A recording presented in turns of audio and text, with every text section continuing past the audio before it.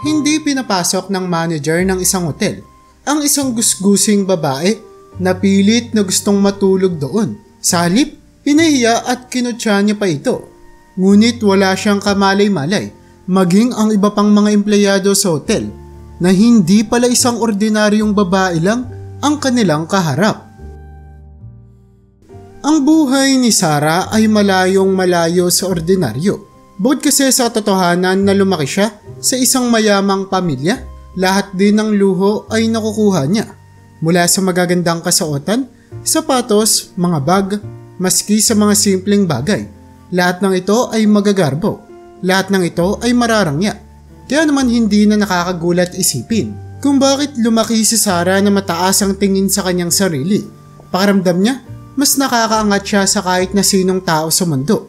Tinitignan niyang mahirap bilang mga tamad na tao at hindi gustong kumilos para sa kanilang ikauunlad. Nang tumuntong siya sa 12 taong gulang, pinadala siya ng kanyang mga magulang sa Spain upang makakuha dito ng pinakamagandang edukasyon na pwede niyang makuha. At ito ang isa sa mga bagay na maituturing na negatibo ng babaeng si Sarah sa kanyang buhay. Dahil kahit na nakukuha niya ang lahat ng gustuin niya, nakalatag naman na ang mga plano ng magulang niya para sa kanya. Ibig sabihin, wala na siyang pagkakataon para mamili ng gusto niyang tahakin sa buhay. Naniniwala kasi ang kanyang mga magulang na kapag sila ang nasunod sa mga desisyon ni Sarah, hindi ito mahihirapan. Hindi katulad ng naranasan nila noong sila ay dalaga at binata pa. Lagi nilang pinapaalala kay Sarah na napakahirap ng buhay kung hindi nito susundin ang kanilang mga kagustuhan. At bilang wala namang mapupuntahan si Sarah kung sakaling hindi niya sundin ang mga ito, lahat ng mga pinapagawa ng magulang niya sa kanya ay lagi niyang sinusunod. Umabot na nga sa punto na pinakilala na kay Sarah ang lalaking papakasalan niya noong siya ay 16 taong gulang pa lamang. Kapag pinakasalan niya ang lalaki na ito, ay sigurado nang maganda niyang kinabukasan.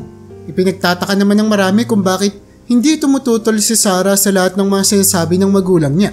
Ngunit ang hindi nila alam ay halos blanko na ang pagkatao ni Sarah. Para na siyang isang robot na pinrogram lamang upang sundin ang kagustuhan ng mga taong nakapaligid sa kanya. Mula sa kanyang kasuotan, sa pananamit, sa pananalita, at hanggang nga sa kanyang mapapangasawa. Lahat ng ito ay idinikta na ng mga magulang niya sa kanya. Kung titignan sa panlabas na katauhan ni Sarah, kilala siya ng mga tao bilang mayabang, antipatika at mahilig mang maliit ng iba. Ngunit hindi nila alam kung ano ang totoong pinagdaraanan ni Sarah, na kung saan halos gabi-gabi ay umiiyak siya dahil sa buhay na kanyang kinalakihan. Pero kahit ganoon pa man, meron namang may tuturing si Sarah na matalit niyang kaibigan, na kung saan kilalang kilala siya nito at malalapitan niya sa kahit na anong problema. Ang kaibigan niyang ito ay si Wendy. Nakilala niya si Wendy dahil nagmula rin ito sa prominenteng pamilya.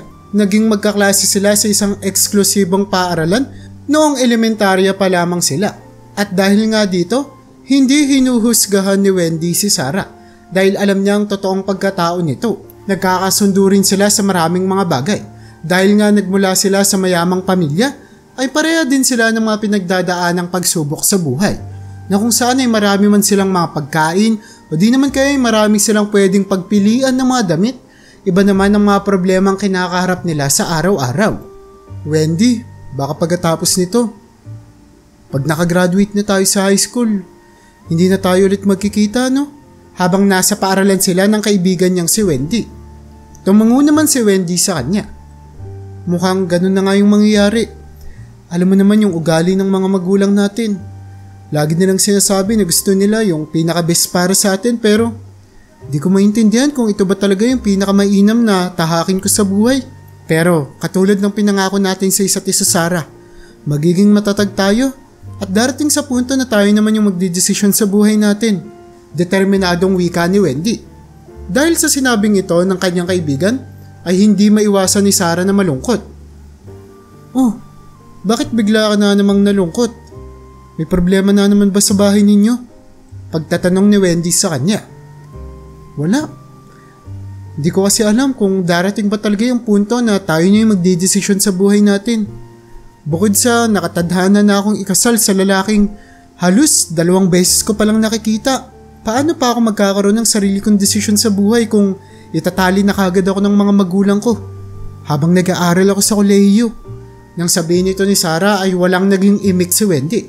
Alam niya kasi na magiging malabo nga ito, lalo na kung ganito kahigpit ang sitwasyon ng kanyang kaibigan. Kaya naman, mahigpit niya na lamang itong niyakap. Magiging maayos din ang lahat, Sarah. Kailangan lang natin maging matatag. Pagpapalakas niya ng kalooban dito. Pero ramdam na ramdam niya ang panghihina ng loob ni Sarah. Sige na, bitawan mo na ako. Mukha na tayong tanga dito, pinagtitinginan na tayo ng mga tao. Agad na utos ni Sarah sa kanya nang mapatagal ang pagyakap ni Wendy sa kanyang kaibigan. Napakamot naman ang ulo si Wendy. Bilang matalik kasi silang magkaibigan, lagi silang napagkukumpara ng ibang mga tao.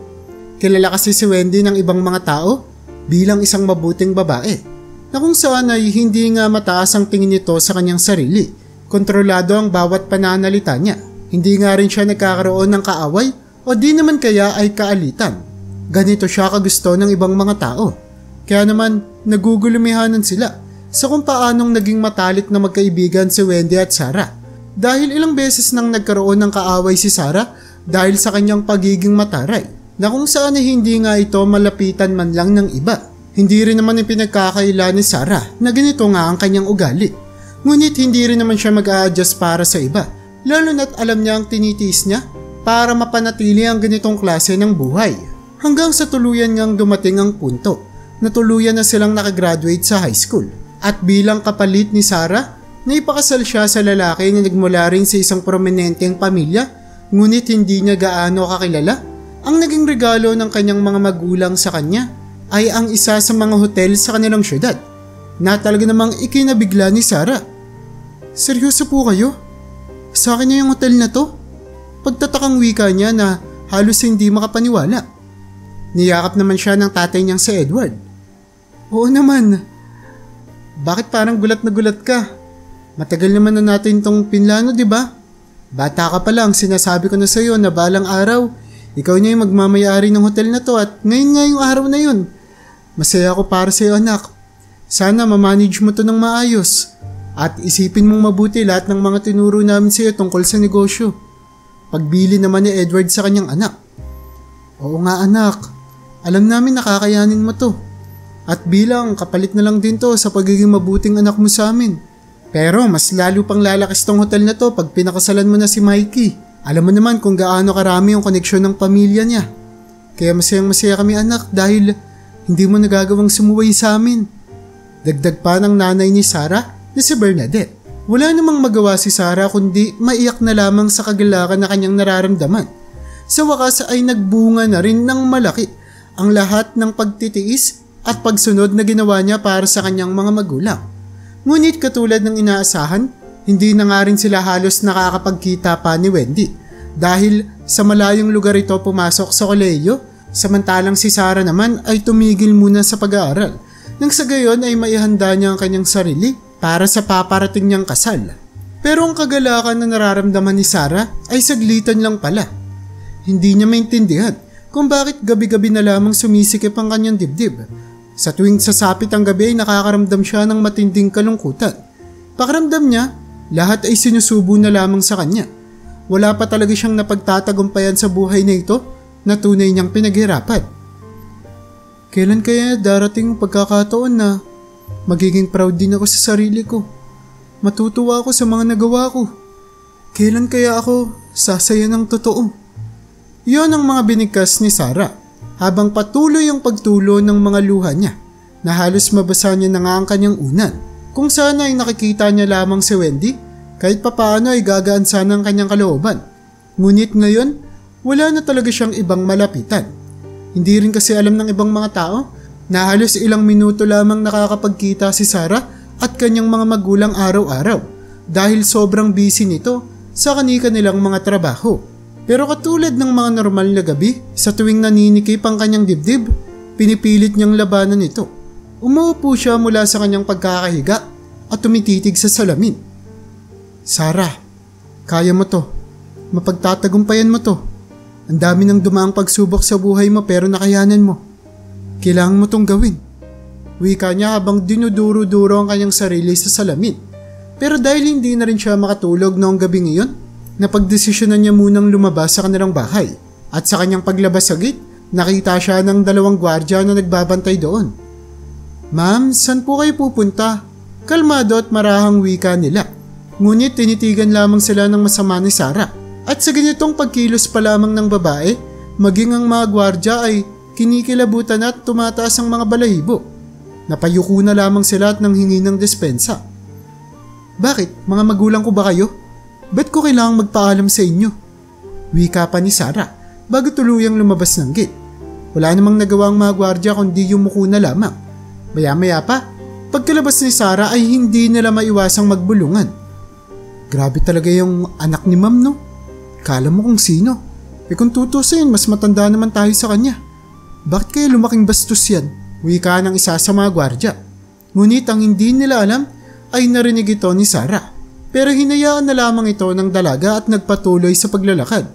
Ilang beses naman na siyang nakarinig ng masasakit na salita tungkol sa kanya mula pa sa mga kaibigan niya noon. Ngunit dahil na rin sa ganito niyang mga karanasan, natuto siyang maging mas matibay at mas maging matapang na tao. Sa kanyang paglalakad, marami siyang nakikita at nakakasalubong ng mga tao sa labas ng kanilang subdivision. Ang iba dito ay namamalimos, ang iba naman ay kumakayod ng buo nilang lakas habang sobrang dumi ng kanilang mga katawan. Pero sakit na yata talaga ni Sarah na maliit ng iba. Isa lang kasi ang tumatakbo sa isipan niya habang nakakakita siya ng ganitong mga tao. Hindi niya mawari kung bakit naghihirap sila.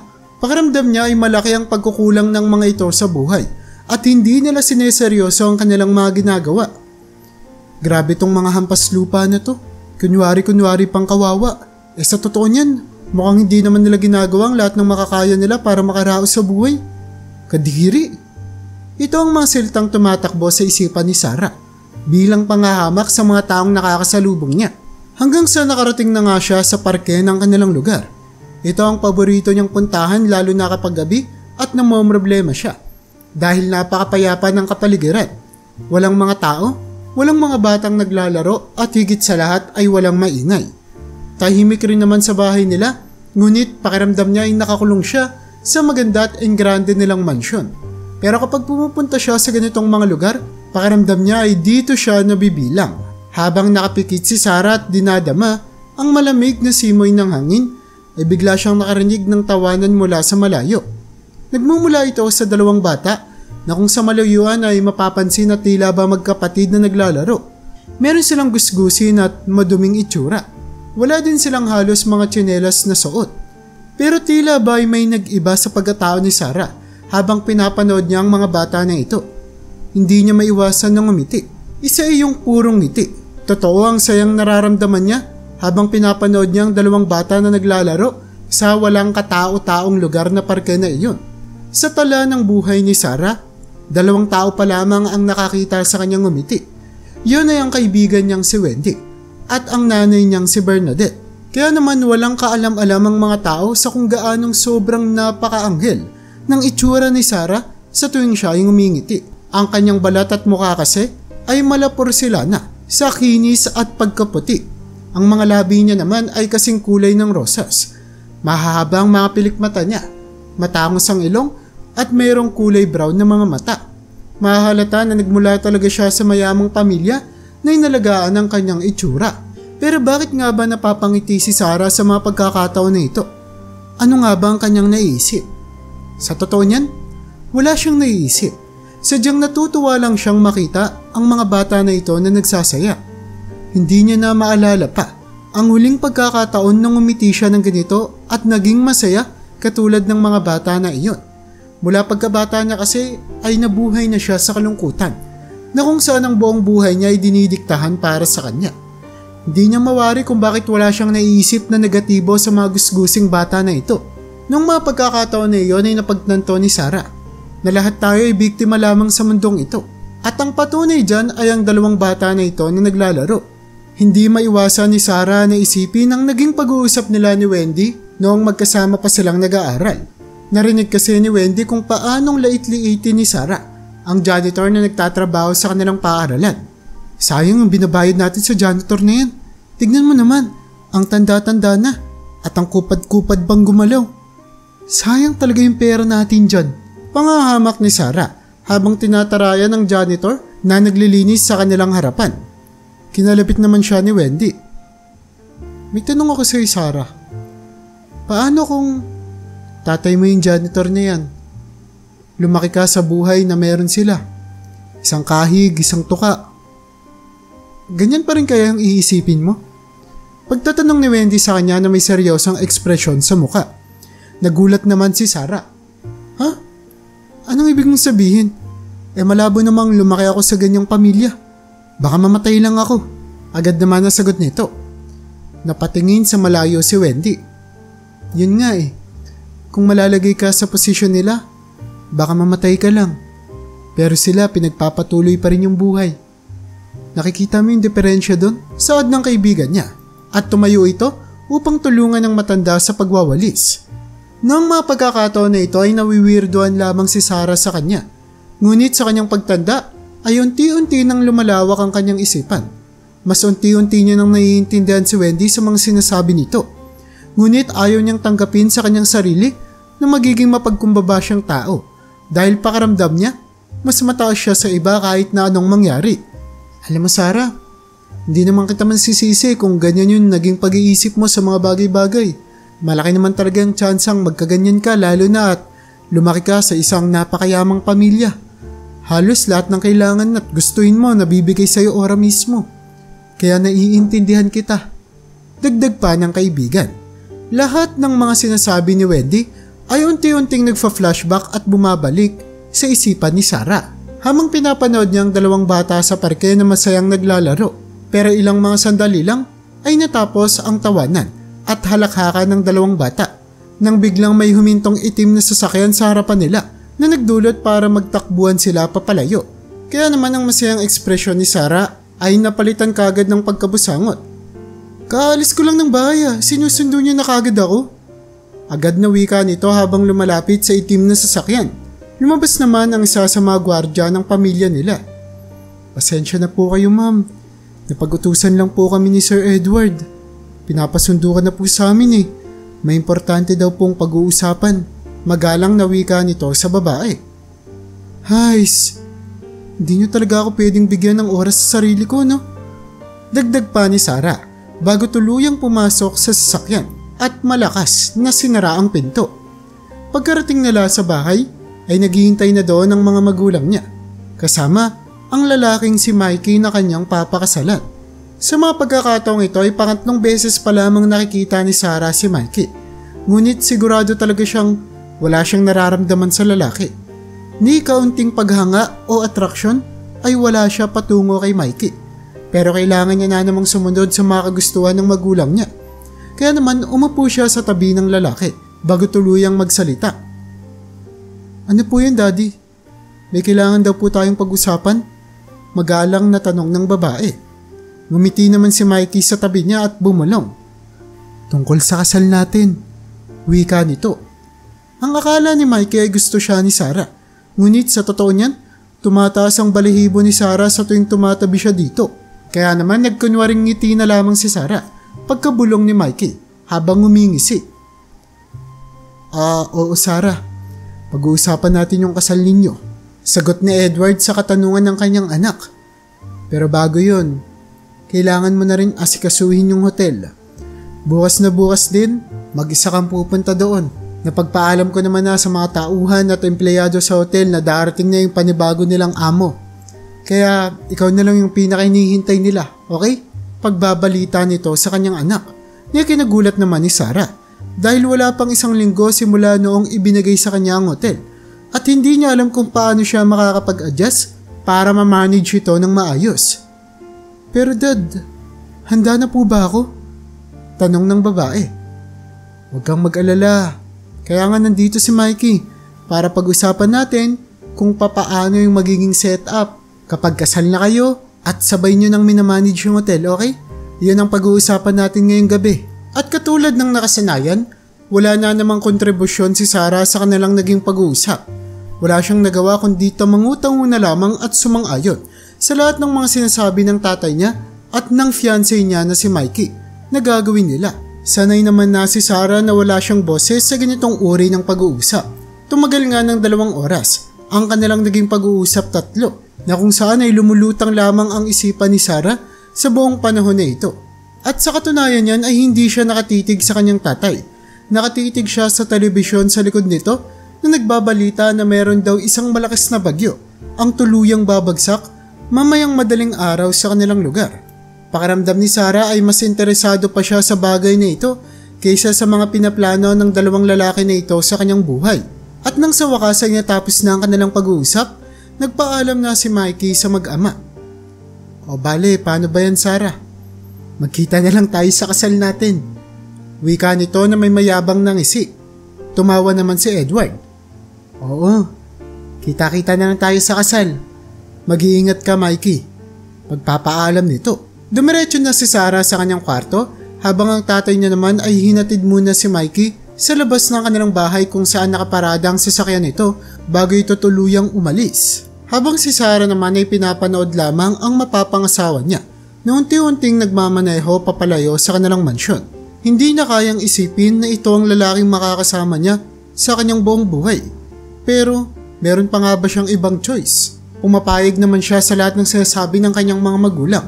Bukod pa dito, niregaluhan pa siya nito ng isang hotel kaya naman malabo talagang mabali pa niya ang mga naging desisyon na niya at ng kanyang mga magulang.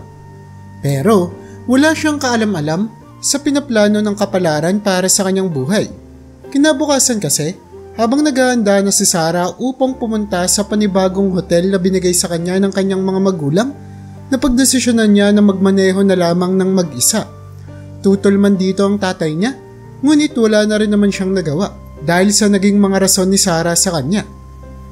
Dad, kung gusto niyo po na maging independent na ako kapag nagkaroon ako ng sarili kong hotel, pagbigyan niyo ako na gawin ko to ng mag-isa. Hindi ko na muna kailangan ng katulong, kailangan ko tong matutunan ng ako lang. Pangangatwira ni Sarah sa kanyang tatay. Kaya naman masaya na lang umiti sa kanya si Edward.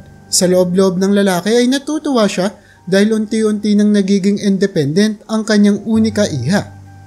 Pasensya ka na anak ha. Alam mo naman na gusto lang namin ng nanay mo yung pinaka-the best para sa'yo. Hindi lang namin maiwasang mag-alala. Saad pa nito, bago tuluyang paalisin si Sarah upang bisitahin na ang kanyang hotel. Ngunit sa kasagsagan ng pagmamaneho ng babae ay biglang bumuhos ang malakas na ulan na nagdulot ng matinding trapiko sa kanilang syudad. Imbis na 1 oras na pagmamaneho lamang sana ay umabot ng 4 na oras ang pagka-stuck ni Sarah sa trapiko. Kaya naman, nang hindi pa siya makarating sa inaasahang oras, tumawag na ang manager ng hotel sa tatay niya na si Edward upang kamustahin kung nasaan na ba si Sarah. Parang malabo yatang makarating dyan si Sarah. Anong oras na at lakas pa ng ulan? Siguro pabalik na yun dito sa bahay. Tatawagan ko na lang siya. Bili na Edward sa manager ng hotel na kanina pa naghihintay kay Sarah. Sa katunayan nga niyan, nalinis na nila ang buong hotel. Nakahanda na sana ang lahat ng mga empleyado na salubungan siya. Ngunit nadismaya ang manager nang malaman niya na hindi makakarating doon si Sarah. Nagkataon din naman kasi na napakarami nilang customer. Kaya siguradong matutuwa si Sarah kapag nakita niya kung gaano kalaking pera ang naipapasok sa hotel sa araw na iyon. Ganun po ba sir? Sige po, babalitaan ko na lang po yung mga staff. Maraming salamat sir. Pagpapaalam nito kay Edward. Pagkatapos ibaba ang tawag, ilang beses na sinubukang tawagan ni Edward ang anak niyang si Sarah. Ngunit ang hindi nito alam ay nasiraan pala ng gulong ang babae matapos itong dumaan sa isang napakalubak na kalsada. Hay naku, anong gagawin ko? Problemadong wika ni Sarah. Dapat siguro talaga nagpamaneho na lang ako sa driver namin eh.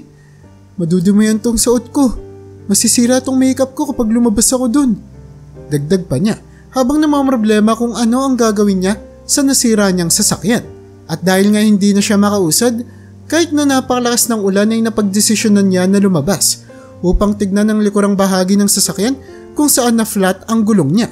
Doon ay nakita niya ang malaking butas sa gulong niya na nagdulot para hindi na ito makaandar. Dahil hindi naman marunong magpalit si Sarah ng gulong, ay napatitig na lamang siya habang bumubuhos ang malakas na ulan sa kanyang muka. Hindi niya alam kung ano ang gagawin niya. Kung maglalakad na lang ba siya pabalik sa kanilang bahay, o di naman kaya ay hihintayin na mayroong sumaklolo sa kanya. Sa sobrang pag-aaligaga kasi ni Sarah ay naiwan niya pa ang cellphone niya sa kanyang kwarto. Kaya naman wala talaga siyang pwedeng mahinga ng tulong. Hanggang sa 3 oras pang nakalipas, basang-basa na siya sa gilid ng kalsada at umaasa siya na merong kahit na sinong makakatulong sa kanya, lalo na ang mga dumadaan na sasakyan. Pero kabaliktaran ang dumating sa kanyang inaasahan. Isang grupo kasi ng mga kabataan ang lumapit kay Sarah habang nakatayo lamang siya at pinagmamasdan ng kanyang kotse. "Ate, may problema po ba kayo?" Tanong ng isang lalaki na nasa 10 taong gulang pa lamang habang nakakbay siya sa isa niya pang kaibigan na nasa kaparehang edad niya. Noong una ay hindi sila pinapansin ni Sarah. "Mukha pong nasiraan kayo ng gulong ah." Magalang pang wika ng isa sa kanya. At sa mga pagkakataon na ito ay tumingin na sa kanila si Sarah. "Oo, nasiraan ako." "Bakit? Anong problema ninyo?" Malditang tugon nito sa mga bata. Ngunit agad siyang nakonsensya nang makita niya na nag-aalala ang mga mata nito para sa kanyang kalagayan. Kaya naman hinanaan niya na ang kanyang boses. Pumunta siya sa malapit na puno upang sumilong. Sinundan naman siya ng mga bata. "Alam niyo po ate, marunong pong mag-ayos ng sasakyan yung kuya ko. Si Kuya Philip. Gusto niyo po tawagin ko po siya? Malapit lang po kami dito, nakatira." Saad pa ng isang bata.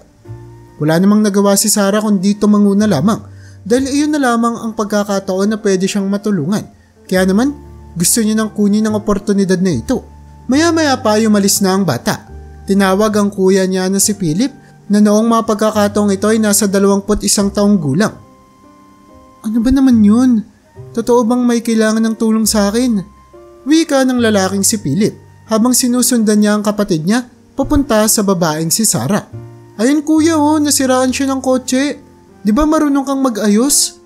Napakamat ulo naman si Philip nang makita niya ang kotse dahil barag-barag na ang gulong nito at kinailangan ng palitan. Mabuti na lamang at may spare tire sa likod ng kotse ni Sarah. Kaya naman hindi ito magiging problema. Nang makalapit si Philip kay Sarah ay hindi ito halos makapagsalita. Miss, okay ka lang ba?" Nahihiyang tanong ni Philip habang nakatingin sa malayo at nahihiyang makipag-usap sa babae. "Tingin mo okay lang ba ako?" Malditang saad pa ni Sarah. Tumingin sa kanya si Philip. "Kala ko pa naman ikaw yung may kailangan bakit? Parang ikaw yung galit." Saad ng lalaki bago tuluyang tumalikod at umastang maglalakad na papalayo. Teka kuya, kailangan natin siyang tulungan." Wika ng kanyang kapatid habang pinipigilan siya. Tumingin naman siya sa nakababata niyang kapatid. "Ganyan din ba yung pakikitungo niya sa'yo kanina? Alam mo be, may mga tao tayong makakasalamuha na mas kailangan pang tulungan yung sarili nila kaysa sa tulungan sila ng ibang tao. At isang mga pagkakataon na yun ngayon. Kaya kung hindi niya naman kayang maging mapagkumbaba, edi hayaan na lang natin siya. Mukhang kaya niya naman lahat ng problema niya." Wika ni Philip bago tuluyang maglakad papalayo habang hawak-hawak ang kamay ng kanyang kapatid hanggang sa may narinig siyang isang boses. "Teka lang," wika ni Sarah na pinipigilan si Philip na maglakad papalayo. Lumingon naman si Philip. "May gusto ka bang sabihin?" Saad ng lalaki. "Kailangan ko ng tulong." Nakayokong tugon naman ni Sarah habang nahihiya sa kanyang sinasabi. "Madali ka lang pala kausap Tara na, simulan na natin yan para makaalis ka na." Wika ni Philip na mabilis na bumaluktot sa sinabi ni Sarah. Noong mapagkakataon na iyon ay pareha silang basang-basa na sa ulan. Ngunit ginawa pa rin naman ni Philip ang kanyang makakaya. Kinuha niya ang mga simpleng tools na nasa kanilang bahay. Sabay pinalitan ang gulong ni Sarah upang tuluyan na itong makaandar papalayo. Ngunit hindi na naman pwedeng iwanan na lamang ang dalaga na nasa ganitong kalunos-lunos na kondisyon. Kaya naman, nagbigay siya suwestyon dito na pumunta muna sa kanilang bahay upang makapagbihis ito. Pinahiram niya si Sarah ng mga panlalaki niyang kasuotan. Mas mabuti niya ito kaysa lamigin si Sarah at tuluyan pang magkasakit. Pero dahil na rin sa ito ang lalaking tumulong sa kanya, hindi na nagawa pang makatanggi ni Sarah. Ito ang kauna-unahang pagkakataon na magsusuot siya ng isang sobrang simpleng kasuotan. Bukod pa doon ay panlalaki pa iyon. Ngunit malaking tulong ito sa kanyang pakiramdam dahil sa katunayan niyan, kanina pa talaga siya nilalamig. "Maraming salamat sa tulong niyo. Maraming salamat sa iyo bata. Kung hindi dahil sa iyo, E di sana, na-stuck na ako dito ng buong gabi. Wika ni Sarah habang nagpapasalamat sa magkapatid. Walang anuman po yun. At ito nga po pala ulit si Kuya Philip ko ha. Tawagan niyo po siya kung nagustuhan niyo yung gawa niya. Masayang tugon naman ng bata sa kanya. Namula ang mukha ni Sarah sa sinabi nito. Pwede ko bang kunin ang number mo? Tanong ni Sarah kay Philip. Nahihiyaman pero binigay rin ni Philip ang kanyang number. Tatawagan na lang kita para kahit papaano makabawi naman ako sa kabutihang pinagkaloob niyo sa akin ngayong araw. Maraming salamat ulit. Pagpapaalam ni Sarah bago tuluyang magmaneho papalayo. Ngumiti naman sa kanya si Philip at kumaway. Pero hindi pa pala dito matatapos ang kanilang pagkikita. Nang makarating kasi si Sarah sa kanilang hotel, ay wala ni isa sa mga empleyado doon, maging ang manager ang nakakilala sa kanya. Marahil dahil na rin sa suot-suot niya noong mga pagkakataon na ito. Pero dahil napakalakas pa rin ang buhos ng ulan, pinilit niya pa rin pumasok sa loob ng establishmento. Ma'am, pasensya na po kayo pero wala na pong available na room para sa inyo. Agad na sad sa kanya ng isa sa mga empleyado na bumungad sa kanya. Ha? Pagtatakang tanong ni Sarah. Hindi mo ba ako nakikilala? Dagdag pa nito. Ma'am, pasensya na po ulit. Pero kailangan niyo na pong lumabas. Inuulit ko wala pong available na room sa inyo. Paulit nito sa kanya. Natila ba'y nandidiri sa kasuotan ni Sarah. Alam naman ni Sarah na nakasuot lamang siya ng isang puting t-shirt at isang short na panlalaki noong mapagkakataong ito.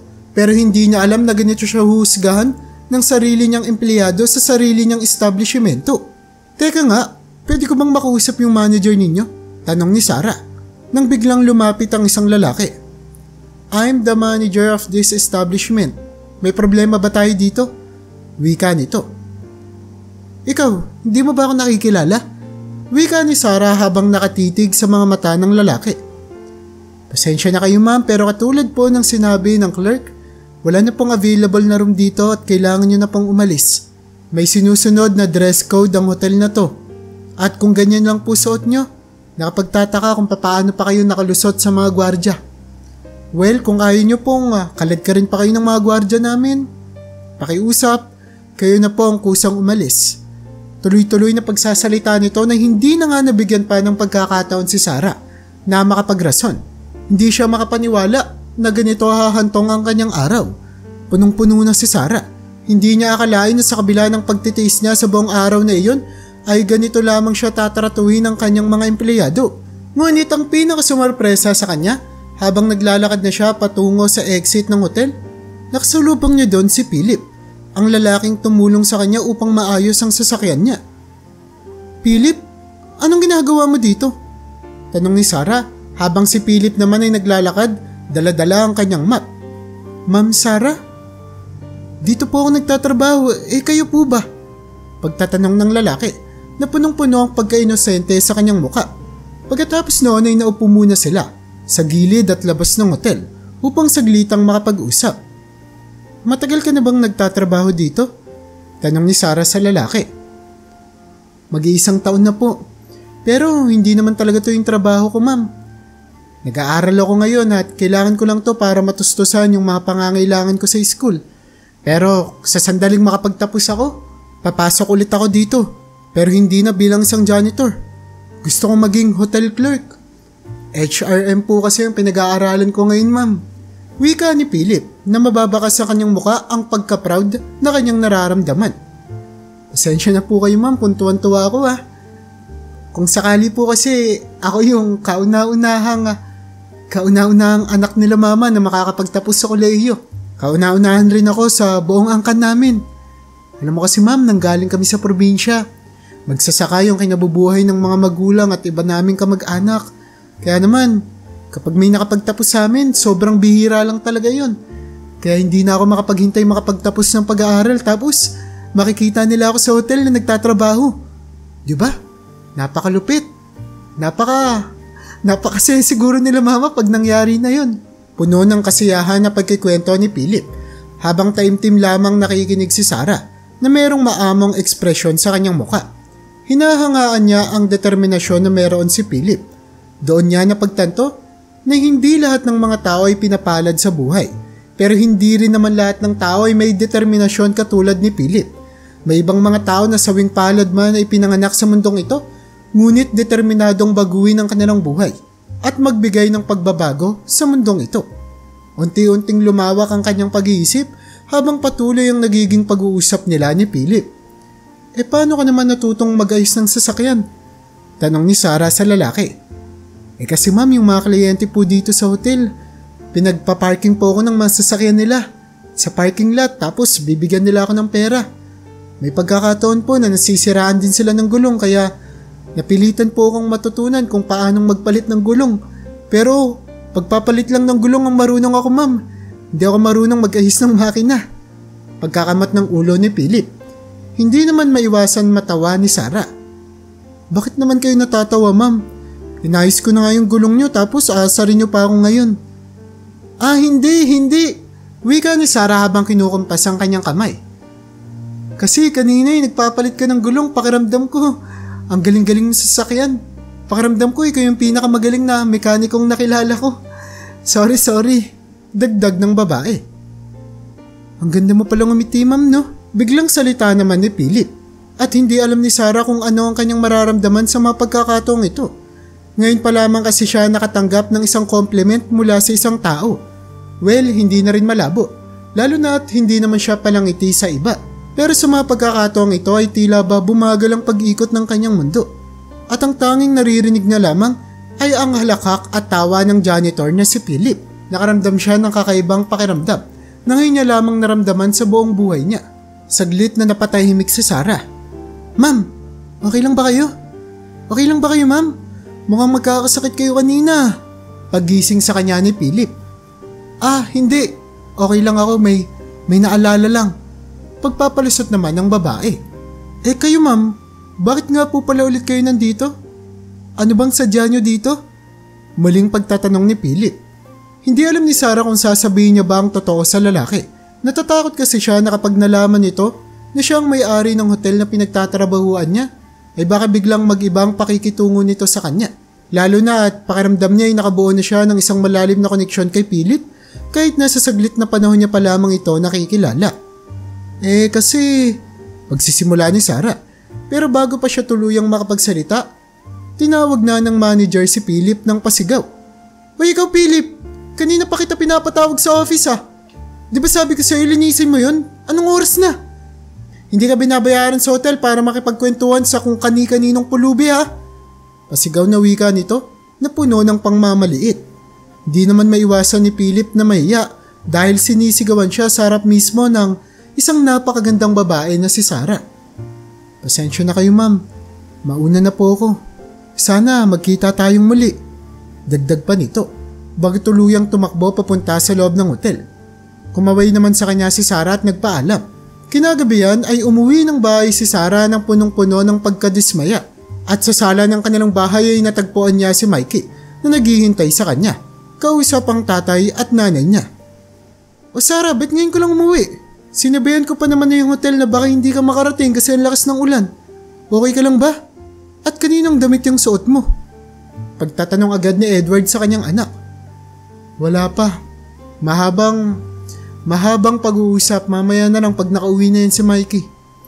Sagot naman ni Sarah na halatang wala siya sa mood para makipag-usap.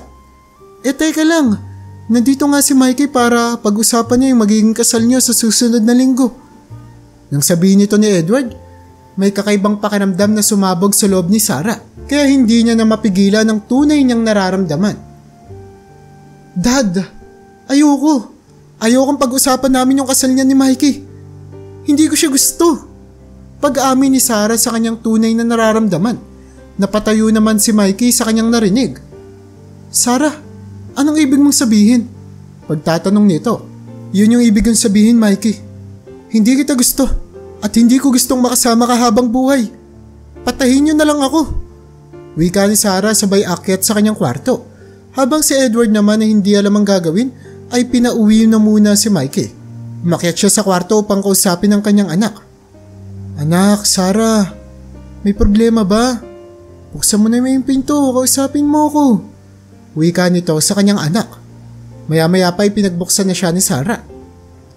Ano bang nangyari? bakit parang ang pait naman ng timpla mo ngayong gabi?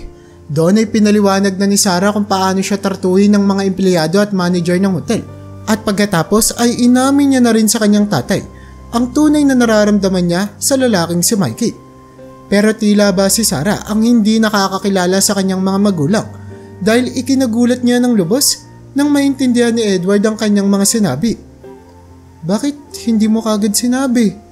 E di sana, noong una pa lang napigilan na natin tong mangyari lahat. Akala din kasi namin ng nanay mo na gusto mo si Mikey. Bukod dun, sigurado na yung maganda mong kinabukasan para sa kanya. Pero kung itataya naman natin yung kasiyahan mo para sa pera, alam mo naman na hindi namin kayang gawin yun sa'yo. Ikaw lang yung nag-iisang anak namin at gusto namin ang kasiyahan mo. Malumanay na wika ni Edward.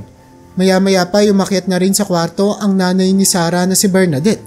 Wala namang nagawa si Sarah kundi humagulhol na lamang sa harap ng kanyang mga magulang habang sinusubukan ng mga ito na pagaanin ang kanyang kalooban. Pasensya na po kayo. Hindi ko po kasi alam na maiintindihan niyo po ako. Lahat po to, dinibdib ko lang. Natatakot po kasi akong madismaya kayo sa akin kapag hindi po ako sumunod sa mga gusto ninyo. Pasensya na po talaga. Pag-iyak niya pa habang patuloy na inaaplos ng kanyang mga magulang ang kanyang likuran at patuloy siyang pinapatahan. Katulad ng kagustuhan ni Sarah, agad na pinakansela ni Edward ang paparating nilang kasal at nagbalik na muli sa pag-aaral si Sarah sa kolehiyo. Pero hindi pa doon natatapos ang ating istorya. Matapos kasing malaman ni Edward ang ginawa ng mga empleyado at tauhan niya sa hotel, sa sarili niyang anak at sa mismong bago pang may-ari ng hotel, pinatanggal niya ang lahat ng mga empleyado maging ang manager na bumastos kay Sarah. Pero sinigurado niya naman na mababayaran nito ng tama bago tuluyang umalis sa kanilang hotel. Sinubukan mang manghingi ng kapatawaran ng manager, ngunit wala na silang nagawa sa galit na naramdaman ni Edward. Hindi kasi makapaniwala si Edward kung papaano nila pinahirapan ang kanyang anak hanggang sa magbigay suhestyon si Sarah sa kung sino na ang pwedeng pumalit na manager sa bakanting posisyon na ito. Sigurado ka ba dyan, Sarah? Tanong ni Edward sa kanyang anak. Opo pa, sigurado ako. Sigurado ako maaalagaan yung hotel natin kapag siya na yung mangunguna dito. Dagdag pa niya, ang napili ni Sarah sa bakanting posisyon ng manager ay ang naging kaibigan niya na si Philip. Noong una hindi makapaniwala ang lalaki na ang babaeng si Sarah na kanyang tinulungan ay ang may-ari pala ng hotel. Pero ang mas hindi siya makapaniwala ay kung papaanong bigla na lamang siyang napunta sa posisyon ng pagiging manager. Teka lang ma'am, sigurado ba kayo dito? May tiwala ba talaga kayo sa akin? Pagtatanong niya kay Sarah nang ibalita ng babae sa kanya ang magandang balita. Oo naman Philip, wika ni Sarah nang may ngiti sa kanyang mukha. Sigurado ako na nasa mabuting kamay yung hotel kapag ikaw yung nanguna dito. Sigurado naman ako na hindi mo sisirain yung tiwala ko, hindi ba? Agad namang tumango si Philip sa sinabi niya. At sa mga sumunod na araw pa nga, dinala ni Sarah ang buong pamilya ni Philip upang masaksihan nila ang kanilang anak na tinutupad ang tungkulin nito bilang manager ng isa sa pinakasikat na hotel sa kanilang syudad. Naku, masayang-masaya ako sa anak kong Philip. Napakabuti mong bata. Sigurado akong ginagantimpalaan ka na ng Diyos sa mga kabatihan mo. Wika ng nanay niya habang hindi makapaniwala na manager na ang anak niyang si Philip. Masaya naman si Sarah na pinagmamasdan ng pamilya ni Philip. At simula nga noon ay mas lalo lamang lumalim ang kanilang pagkakaibigan ni Sarah. At pinatunayan ng babae na kaya niyang gumawa ng sarili niyang landas sa buhay. Basta ay sundin niya ang kanyang tunay na nararamdaman at palibutan niya ang kanyang sarili ng mga tao na may purong puso at mabuting kalooban katulad na lamang ni Philip. Hindi nga nagtagal, matapos makagraduate ni Sarah sa kolehiyo, ay agad silang nagkita ni Wendy na kanyang matalik na kaibigan na matagal niyang hindi nakita. Kinuwento niya kay Wendy ang lahat ng kanyang napagdaanan sa buhay, maging sa lalaking si Philip na ngayon ay sobrang talik niya na rin kaibigan. Agad namang napansin ni Wendy ang malaking pagbabago sa pag-uugali ng kanyang kaibigan na labis niya namang ikinatuwa. Pero napansin niya rin kung gaano kalaki ang ngiti ni Sarah sa tuwing binabanggit niya ang pangalan ni Philip. At doon ay naramdaman niya na may namumuo na sa pagitan nilang dalawa. At hindi nga nagtagal, Inamin na rin ni Sarah na nagkakamabutihan na sila ni Philip at makalipas ang 2 taon, papakasalan na ni Sarah ang lalaking tunay niyang minamahal at hindi siya napipilitan. Sarah, pinapangako ko sa iyo na kung sa tingin mo nakuha mo na ang lahat ng magagandang bagay dito sa mundo, pinapangako ko sa iyo na nagkakamali ka dahil ngayon pa lang magsisimula yung pinakamagagandang bagay na pwedeng mangyari sa buhay natin. Bobuo tayo ng isang masayang pamilya. Palalakayin natin yung mga anak natin ng masaya at ibibigay ko ang buong pagkatao at puso ko sa iyo. Mahal na mahal kita. Handa na akong harapin ang bukas ng kasama ka. Ito ang pangako ni Philip sa araw ng kanilang kasal. At para kay Sarah, wala na siyang hihilingin pa sa buhay na ito. Dulot na pinagkuloob na ng Diyos sa kanya ang lahat. Kaya naman kung nagustuhan mo ang storya natin ngayon, ay huwag mo namang kalimutang mag-subscribe. Pindutin mo na rin ang like button para makagawa pa tayo ng ganito kagagandang istorya araw-araw.